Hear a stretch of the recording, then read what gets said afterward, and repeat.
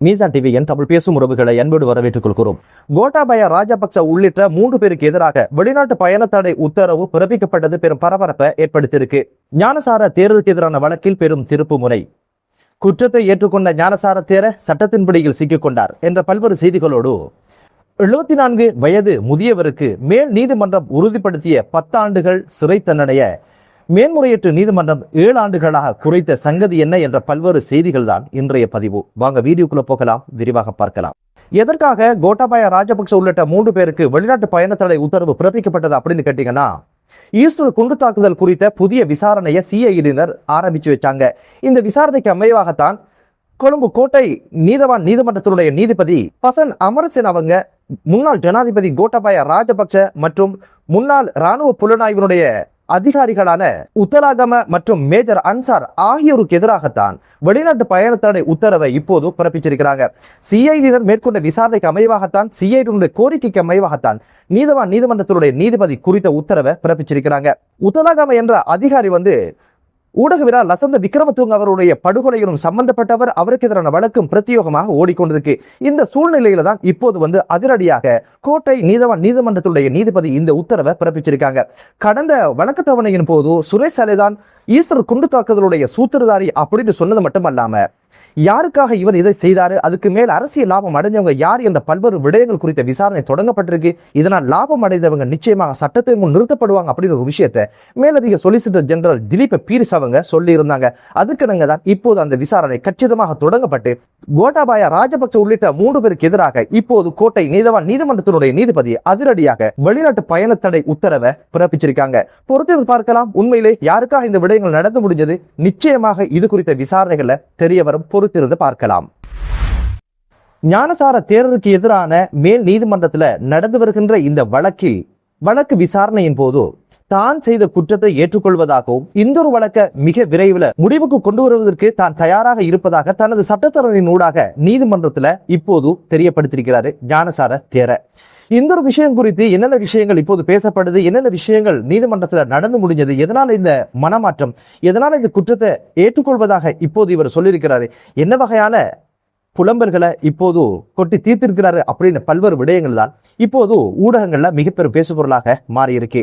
ஞானசார தேரர் 14 வருடங்களுக்கு முன்னால இஸ்லாத்தையும் குர்ஆனையும் மிக மோசமான முறையில விமர்சனம் செய்தார் அப்படின்னு குற்றச்சாட்டுல, அவதூறாக பேசினார் அப்படின்னு ஒரு குற்றச்சாட்டுல மேல் நீதிமன்றத்துல இப்போது குற்றப்பத்திரிகை தாக்கல் செய்து வழக்கு விசாரணைக்கு வந்திருக்குது. நேற்றைக்கு முன்னைய தினம் இந்த ஒரு வழக்கு விசாரணையின் போதுதான் இந்த ஒரு குற்றத்தை தான் ஏற்றுக்கொள்வதாகவும் இந்த ஒரு வழக்கை மிக விரைவில் முடிவுக்கு கொண்டு வரும்படியும் தனது சட்டத்துறையின் ஊடாக இப்போது நீதிமன்றத்துக்கு அவர் அறிவிச்சிருக்கிறாரு. இவ்வழக்கு இப்படி தொடங்கப்பட்டதுக்கான காரணம் என்ன அப்படின்னு பாத்தீங்கன்னா, 16 வருடங்களுக்கு முன்னால கொழும்பு நிப்போன் ஹோட்டல்ல வச்சு வடரக்க விஜித ஹேரத் மற்றும் சில மௌலிமார் இணைந்து ஒரு ஊடக சந்திப்பை நடத்தி இருக்கிறாங்க. இந்த ஊடக சந்திப்புக்குள்ள அத்துமுறை உட்புகுந்து பலாத்காரமாக உள்நுழைந்து மிரட்டல் விட்டது என்ன, கர்ச்சனை என்ன, மிக மோசமான வார்த்தைகளை கொண்டு அந்த ஒரு இடத்துல அங்கிருந்தவர்களை திட்டி தீர்த்தது மட்டுமல்லாம மிக பயங்கரமான விமர்சனங்களையும் பயங்கரமான மிரட்டல்களையும் விட்டிருந்தாரு. இந்த நாட்டுல மரக்கலையாக்கு என்னதான்டா பிரச்சனை, இங்க பிரச்சனை பௌத்தர்களுக்கும் பௌத்த மதத்துக்கும் தான் அப்படின்னு சொல்லி பல்வேறு விமர்சனங்களை காட்டசாட்டமாக முன் வச்சது மட்டுமல்லாம, இதற்கு பிற்பாடு போலீஸ் நிலையத்துல ஒரு வாக்குமூலம் கொடுக்க சென்றதுக்கு பிற்பாடு குர்ஆனையும் இஸ்லாம் மதத்தையும் மிக மோசமாக விமர்சனம் செய்து அவதூறாக பேசியதன் காரணமாகத்தான் சட்டமா அதிபர் திணைக்களம் காலம் தாழ்த்தி இப்போது குற்றப்பத்திரிகை தாக்கல் செய்து மேல் நீதிமன்றத்தில் இந்த ஒரு வழக்கை நடத்தி வராங்க. இந்த வழக்கினுடைய 2வது தவணையில தான் இப்போது ஞானசார தேர அவருடைய சட்டத்தரணின் ஊடாக சமூகம் அளித்து இந்த வழக்கில் குற்றத்தை தான் ஏற்றுக்கொள்வதாகவும் இந்த ஒரு வழக்கை கூடிய சீக்கிரம் விரைவில் நிறைவுக்கு கொண்டு வரும்படி கேட்டிருக்கிறாரு. இந்த மனமாற்றத்திற்கான காரணம் தான் என்ன, எதனால இந்த மனமாற்றம் அப்படின்னு கேட்டீங்கன்னா, பல்வேறு காரணிகள் இப்போது பேசப்படுது. முதலாவது விஷயம் என்ன அப்படின்னு பாத்தீங்கன்னா, இப்போது இந்த ஒரு வழக்குல பக்காவாக எல்லா சான்றுகளும் இருப்பதனால இந்த ஒரு வழக்கு நிச்சயமாக நடந்து முடியும் பட்சத்துல இவருக்கான தண்டனை கிடைக்கும் அப்படின்றத ஞானசார தேர புரிஞ்சிருக்கிறாரு. அவங்களுக்கு ஆதரவான ஆட்சியாளர்கள் இருந்ததுனால சட்டமா அதிபர் திணைக்களம் ஞானசார தேரைக்கு எதிரான வழக்கை பற்றியோ அது பற்றிய குற்றப்பத்திரிகை பற்றியோ வழக்கு பற்றியோ எந்த ஒரு கட்டத்திலையும் யோசிக்காம இருந்த சூழ்நிலையில் தான் இப்போது இந்த ஒரு வழக்கு வந்திருக்கு. அதனால இந்த அரசு நிச்சயமாக இந்த ஒரு விஷயத்துல தீர்வு காணாம விடாது என்பதனால இப்போது இந்த ஒரு விஷயத்துல மல்லுக்கு நிக்கிறதை விட முன்கூட்டியே இந்த ஒரு விஷயத்துல நான் குற்றத்தை ஏற்றுக்கொள்றேன், இதை முடிச்சு கொள்ளலாம் அப்படின்ற ஒரு நிலப்பாட்டுக்கு வந்திருக்கணும். அடுத்த ஒரு விஷயம் என்ன சொல்லப்படுது அப்படின்னு கேட்டீங்கன்னா, ரொம்ப மன உளைச்சல்லையும் ரொம்ப மனவேதனையிலையும் இவர் இருக்கிறாராம். காரணம் என்ன அப்படின்னு பாத்தீங்கன்னா, அதுக்காக செலவழிப்பதற்கு கூட பணம் கிடையாத சூழ்நிலையில தான் தனக்கு ஏதாவது வழக்கு வந்திக்கு செலவழிப்பதற்காக பணம் தாங்க அப்படின்னு கேட்கிற இடத்துல தான் கடந்த காலங்களில் ஊடகங்கள்ல உட்கார்ந்து அழுகின்ற புலம்புகின்ற ஒரு சூழ்நிலை உருவானது. அதுபோக யார் யாருக்காகவோ கடந்த காலங்களில் அரசியல் செஞ்சவர், ஆட்சிக்கு அவங்களை கொண்டு வரணும் அப்படின்றதுக்காக பக்கவாத்தியம் பாடியவர், இப்ப யாருமே இல்லாம தனிமையில வழக்கு வந்தி அப்படின்னு சொல்லி அலைய வேண்டிய ஒரு சூழ்நிலை இருப்பதாகவும் அவர் புலம்பி இருந்தாரு. சிறையில இருக்கும்போது ஒரு ஊடகவியலாளர் சொல்லி இருந்தாரா, யார் யாருக்காக வேலை பார்த்தோம், நாட்டுக்காக சேவையாற்றினோம், இறுதியில ஒரு நாய் கூட எங்களை திரும்பி பார்க்கல, இப்போது சிறையில வாடி வதங்க வேண்டிய சூழ்நிலை இருக்கு அப்படின்னு சொல்லி புலம்பி இருக்கிறாரு.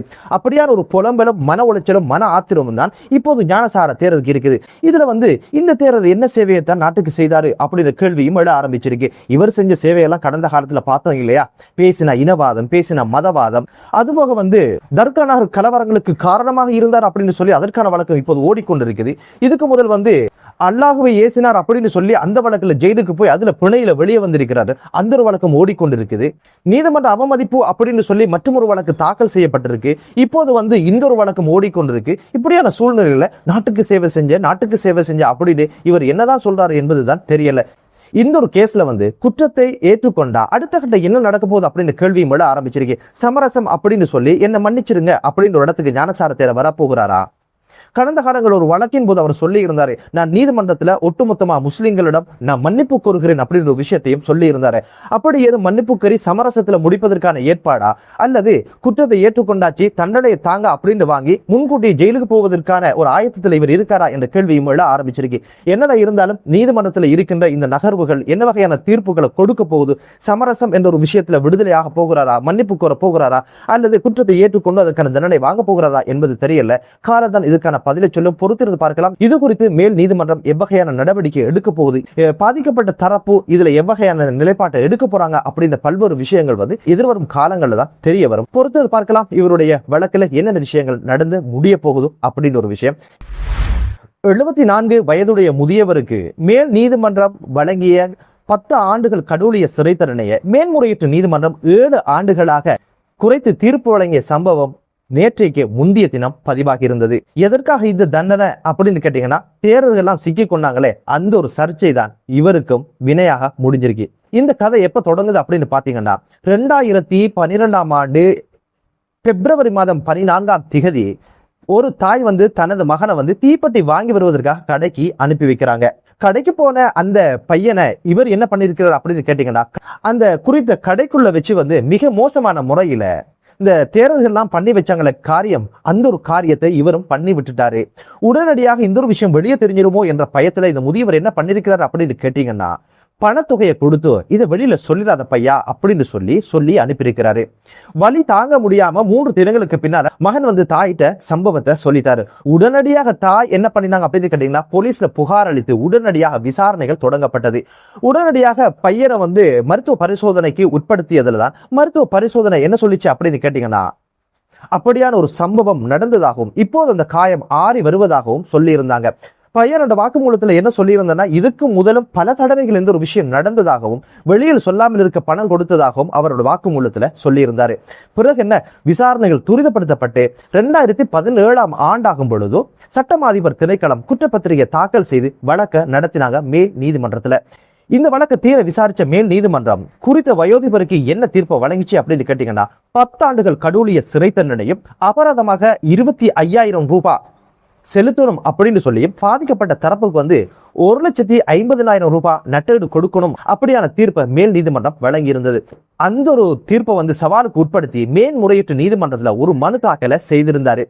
இந்த மனு தாக்கல் 2024ஆம் ஆண்டு தாக்கல் செஞ்சாரு. அந்த ஒரு மனுவை 2026ஆம் ஆண்டு பிப்ரவரி மாதம் விசாரணைக்கு எடுத்துக்கொண்டாங்க. ஜூன் 1ஆம் தேதி வரைக்கும் இந்த ஒரு வழக்கு விசாரணைக்கு உட்படுத்தப்பட்டது.